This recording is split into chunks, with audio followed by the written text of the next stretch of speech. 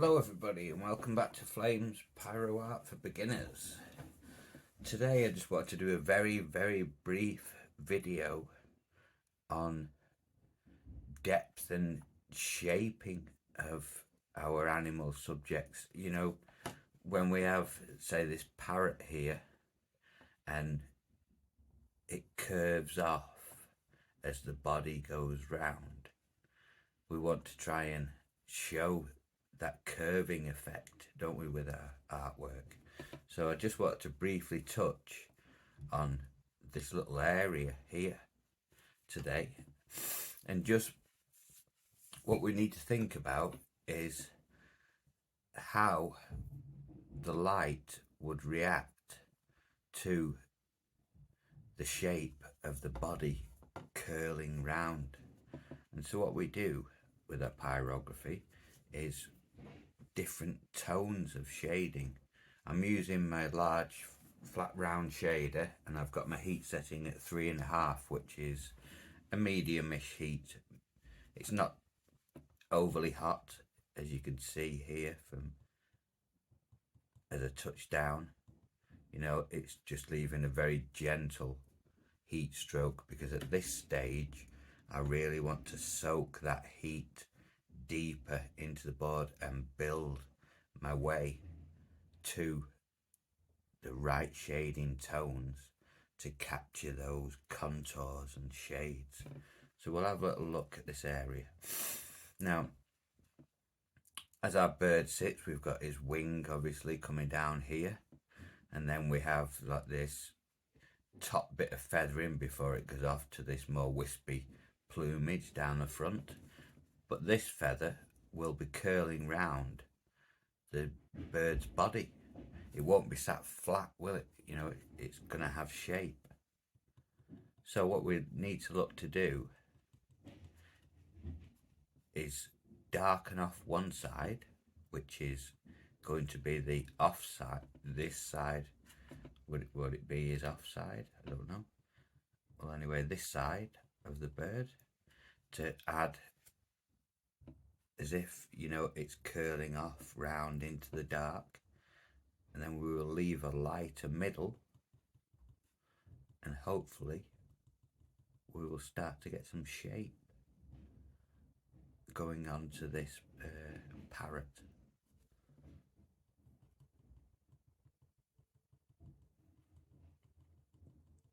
So I'm just doing flick strokes. You know, I'm just touching down mainly with 3/4 tip of the pen, and what I'm looking to do here now is gradually build my way to the right level of shading. When we're creating any art, things evolve. You know, we start off on a piece and we may start here, there and everywhere, and a piece sometimes has a mind, or our creative mind has a mind of its own, and it goes off in a completely different tangent to where we started. So as time progresses, that's why I like to take my time and not rush my pyrography art, because I like to let it evolve and let it tell me what it would like to look like, or what my mind's eye, what my creative eye is envisioning,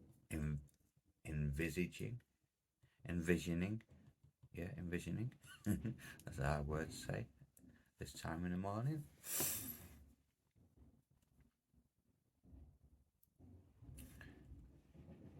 So obviously the further round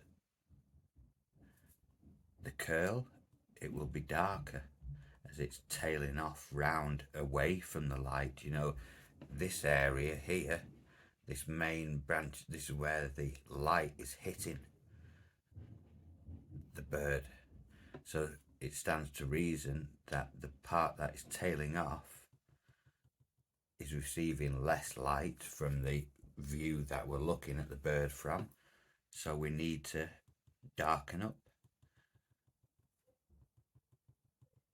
as it curls off. That's my little dog downstairs having a tantrum in the kitchen. She's not so little, she's mastiff boxer cross. She's only 4 months old, but she's like a little dinosaur. And she has tantrums and destroys the kitchen. I'll leave the back door open for her so she can have a run and a play. I've got quite a big back garden.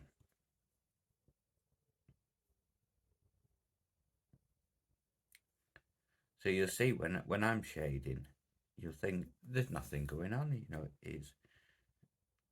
there's no difference. It's not darkening up, but it gently is. It's ever so gently getting darker. The heat is seeping deeper into the wood,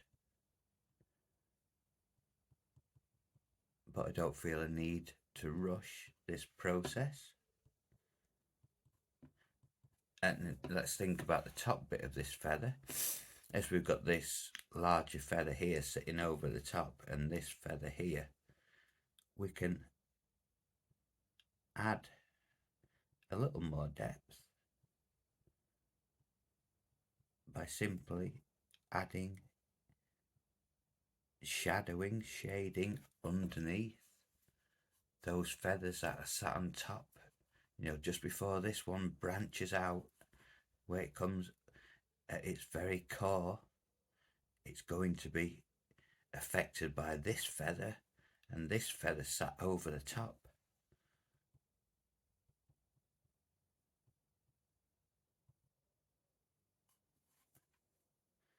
You can get your micro skews out, your extra small spear shaders to get into these areas. I won't be able to get that side, sadly, on the angle I am. I would need to switch the board a full 180 degrees to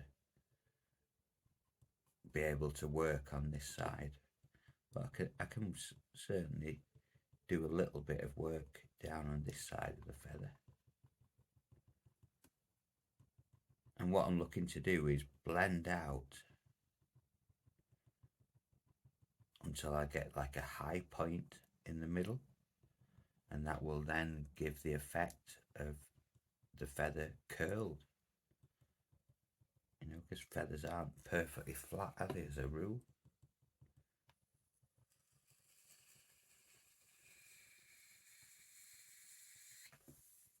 That's why I like to use the burn low and slow method of pyrography, because you can do a bit of work, look at it, think, do I need to go deeper? And if so, then you keep working on it. Whereas if you have your heat set high and you go at this, you've nowhere to turn. You've gone really dark.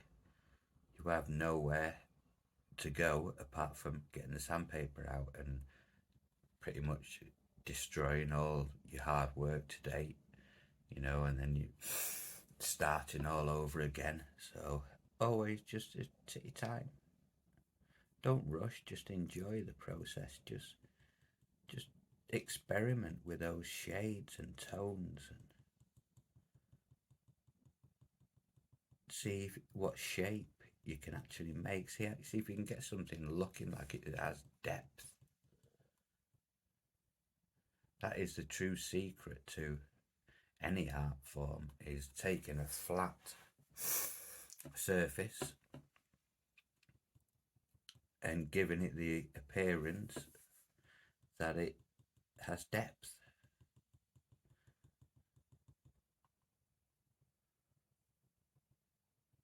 So the nearer I get to the high point, which would be like where the quill would say, come down here somewhere, it'd be curling off, wouldn't it, to its very tip. That's sort of my high point area. So I want to get lighter and lighter as I get to that high point.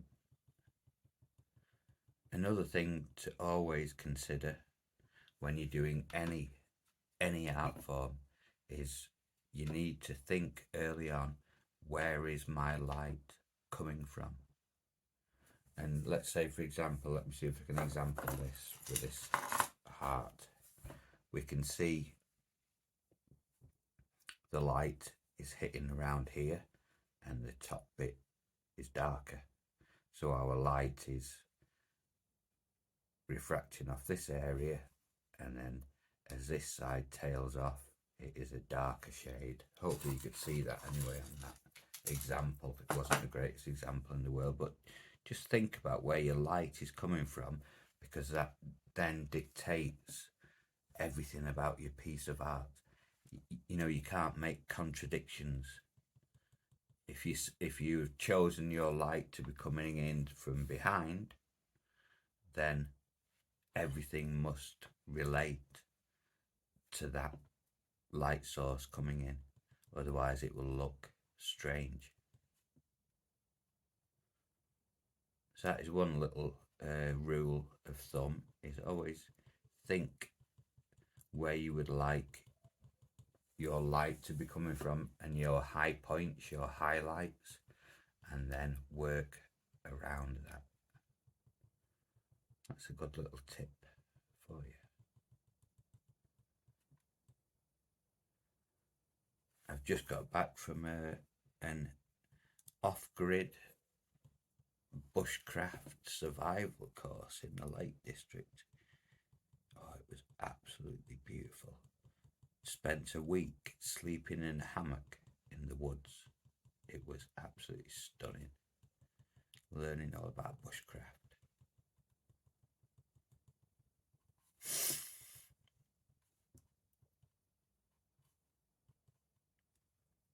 I also discovered the art form of whittling, you know, whittling away older and different woods to make crafts.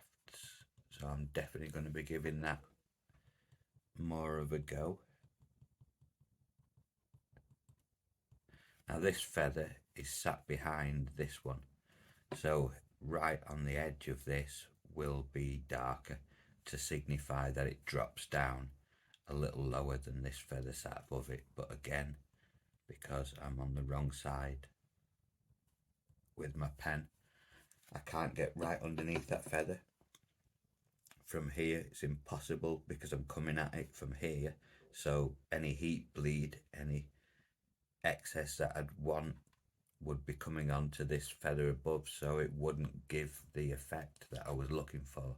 So you would need to turn your board round, so in effect you can get at it from this side, you know, and get right underneath that feather, just get that gentle shading going on.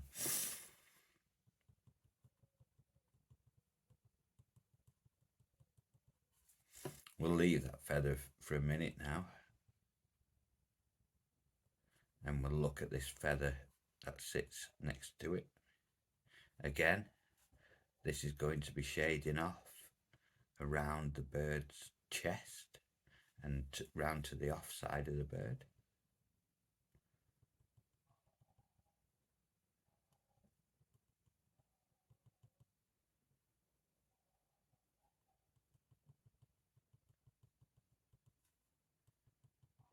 See, when you lift your pen off, as I'm doing, as you can hear the dabs, it just rebuilds that little bit of heat back into the pen. Now I don't want to leave my pen sat for like, you know, a minute or so and then touch down, because all that heat has built up into the pen. You touch down and blob, you get a big dark burn mark, and then you've got to get your bit of sandpaper out and take it off. So by just lifting that pen off for that fraction of a second and then dabbing back down, you will just create that gentle bit of heat that you're looking for. You're not looking for your pens to be glowing orange or glowing red. You know, that's arsenography, not pyrography. Some people, don't get me wrong, are very good at creating art in that manner. For me personally, I do not like it. I'm not practiced at that. This was the way I taught myself to create pyrography, was by building and building and gently, you know, shading my way to what I perceived in my mind's eye as more depth. And I don't know if I named it the burn low and slow method or if somebody else did, but that's the way I like to call it, the burn low and slow method.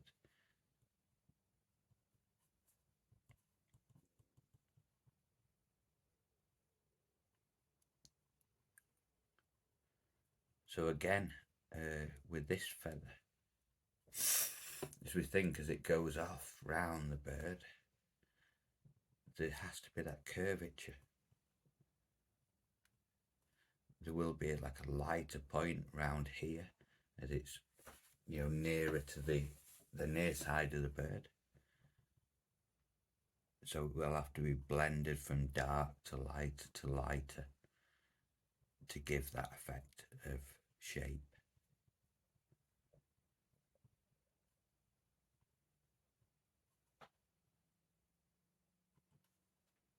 I mean, at this stage on my camera, you may think there is absolutely no difference whatsoever to when I start, but there is. Subtlety, it's all about subtle shading variances.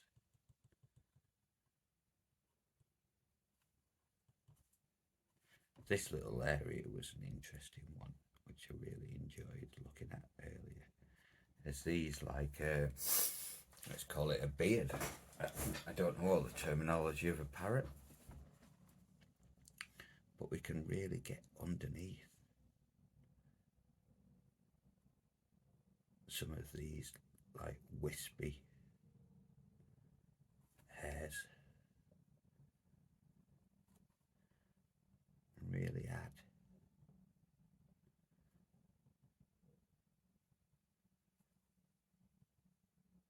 just a little bit of detail. Again, if we think about this, let's call it this beard, it's going to be at the neck, but it's going to belly out, isn't it? You know, there's going to be a curvature area here as it curls forward, you know, with the contour and shape of the bird. So this area gets shaded on the actual, you can make the curl as heavy a curl as you want, you know, like a perm, by the depth of shading that you add going into the turn and then coming out of the turn. There's always going to be a highlight spot on any turn. If you look on curly hair, it'll be dark, then there will be a strip of light, and then the shade will come back in again. I will touch on hair at a later date, human hair, because human hair is a fascinating subject and it's one of the most difficult subjects. Well, I find anyway, it's one of the most difficult subjects of pyrography. But all this area, I want to set this back from this main wing, so it all has to be shaded.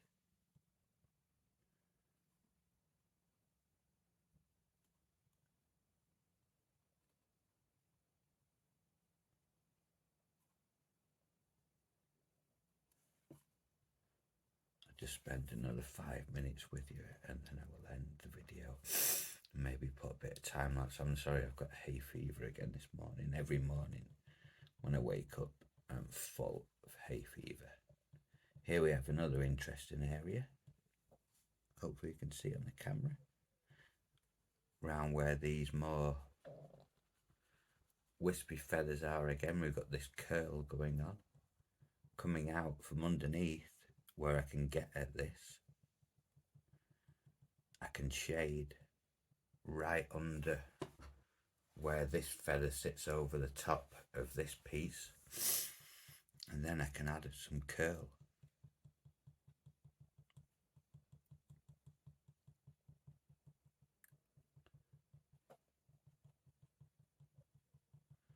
So I'm looking to leave like a high point somewhere around here where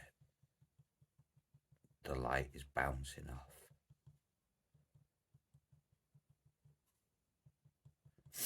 And that's why with this lower heat setting you can do this. If you were on a high heat setting, you would struggle a little more to capture this.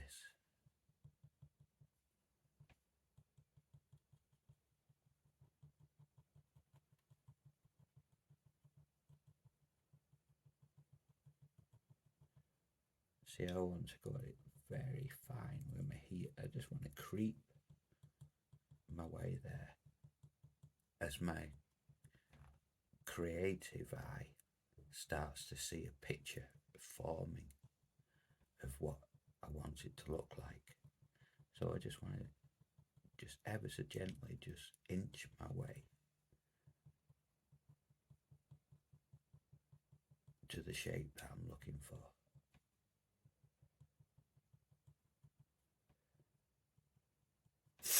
Now I want this end to really like curl round at the contour of the bird, so right at its tip. I want to go darker.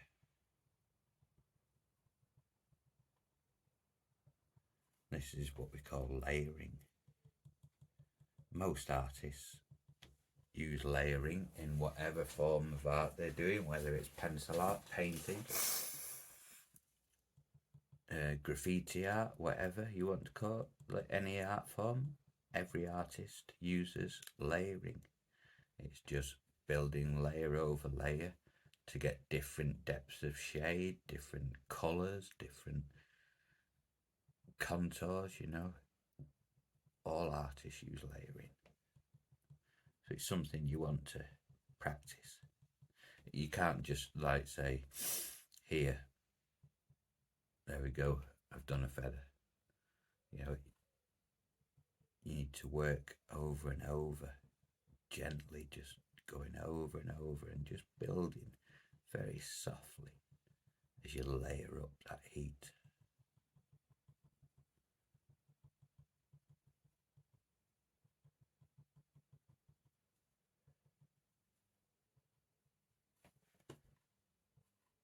Now, of course, all these feathers here are going to have to be accounted for. There has to be some shadowing going on to continue the shape on, to keep telling the story about the contours of this bird.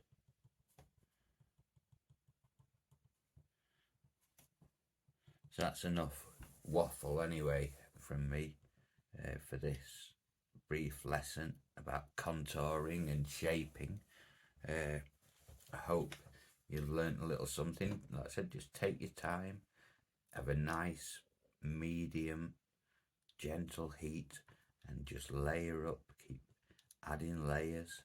Maybe even take a picture on your mobile phone, have a look at it. If it doesn't look right, do some more. You know, always build there. Don't get there in one hit. You know, don't have that heat cranked up so high that this is impossible to do without just singeing the wood. You know, pyrography art isn't about charring the wood, it's about absorbing heat into the wood, much like the tattoo artist. Okay, so I'll switch over to time-lapse for a little while and hopefully you'll see some more shaping going on of Mr. Parrot. Okay, have fun everybody, happy pyroing, and I shall see you all again soon in another lesson. I'll switch you over to time-lapse and hopefully you can see a bit more of what I'm talking about. Okay, take care for now guys. Speak to you later, lots of love.